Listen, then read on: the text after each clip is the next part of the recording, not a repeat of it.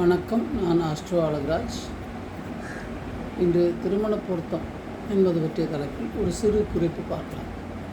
தமிழ் கலாச்சாரத்தில் திருமண பொருத்தம் பார்ப்பது மணமக்களின் ஜாதகம், நட்சத்திரம் மற்றும் ராசிகளின் அடிப்படையாக கொண்டு அவர்களின் எதிர்கால வாழ்க்கையின் மகிழ்ச்சி, ஆரோக்கியம் மற்றும் குடும்ப ஒற்றுமை கணிக்க இது ஒரு பாரம்பரியமான முறையாக பின்பற்றப்படுகிறது. பண்டைய ஜோதிடர்கள் விதிகளின்படி திருமணத்திற்கு மிக முக்கியமான 10 பொருத்தங்கள் கைமுறையாக பார்க்கப்படுகிறது. முக்கியமான 10 பொருத்தங்கள். திருமண பொருத்தத்தில் பின்வரும் 10 பொருத்தங்கள் மிக முக்கியமாக கருதப்படுது. தினப்பொருத்தம். 1. தினப்பொருத்தம் என்பது ஜாதகன் ஆரோக்கியம், ஆயுள் மற்றும் குடும்ப ஒற்றுமை போன்றவற்றை குறிப்பதற்காக தினப்பொருத்தம் பார்க்கப்படுகிறது. கணப்பொருத்தம். கணப்பொருத்தம் தம்பதிகளிடையே மன ஒற்றுமை, குண ஒற்றுமை இரண்டும் இருப்பதற்காக பார்க்கப்படுகிறது. 3. மகேந்திர பொருத்தம். மகேந்திர பொருத்தம் குறிப்பாக மன ஒற்றுமையும் குழந்தை பாக்கியத்தையும் குறிப்பதாக பார்க்கிறோம். 4. ஸ்திரீ தீர்க்கம். ஸ்திரீ தீர்க்கம் என்பது மணப்பெண்ணின் ஆயுள் மற்றும் ஆரோக்கியம். புகுந்த வீட்டுக்கு வேறு ஒரு வீட்டிற்கு புதிய வீட்டிற்கு செல்லும் மணப்பெண்ணின் ஆயுள் ஆரோக்கியத்தை பற்றி குறிப்பதாக சொல்கிறது. யோனி பொருத்தம். யோனி பொருத்தம் என்பது தம்பதிகளிடையே அந்தரங்க உறவில் ஒருத்தருக்கு ஒருத்தர் திருப்தி அடையும் நிலையை பற்றி குறிப்பிடுகிறது.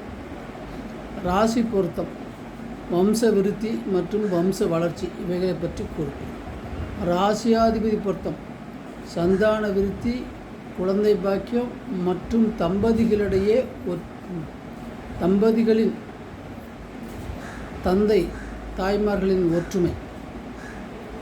வசிய பொருத்தம் என்பது 8வதாக அமைகிறது. தம்பதிகளுக்கிடையான அன்பு மற்றும் ஈர்ப்பு, அட்ராக்ஷன். ரஜ்ஜு பொருத்தம் 9வது பொருத்தம் ரஜ்ஜு பொருத்தம். இது மாங்கல்ய பொருத்தம், கணவன் ஆயுள் பற்றி குறிப்பிடக்கூடிய பொருத்தமாகும். இது முக்கியமான பொருத்தமாக கருதப்படுகிறது. அடுத்ததாக வேதை பொருத்தம். வேதை பொருத்தம் என்பது திருமண வாழ்வில் வரும் தடைகள் மற்றும் துன்பங்களை பற்றி குறிப்பிடுகிறது. இந்த 10 பொருத்தத்தில் ராசி மற்றும் நட்சத்திரம் போன்றவற்றை பரிசோதனை செய்து கணிக்கப்படுகிறது.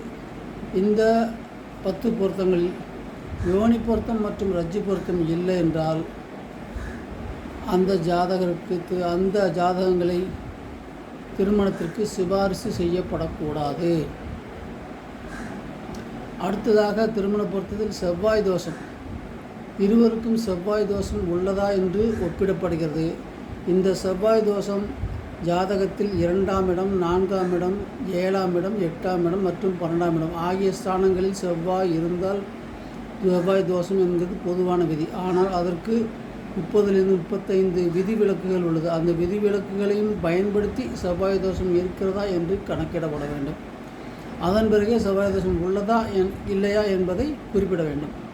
ராகு கேது தோஷம்.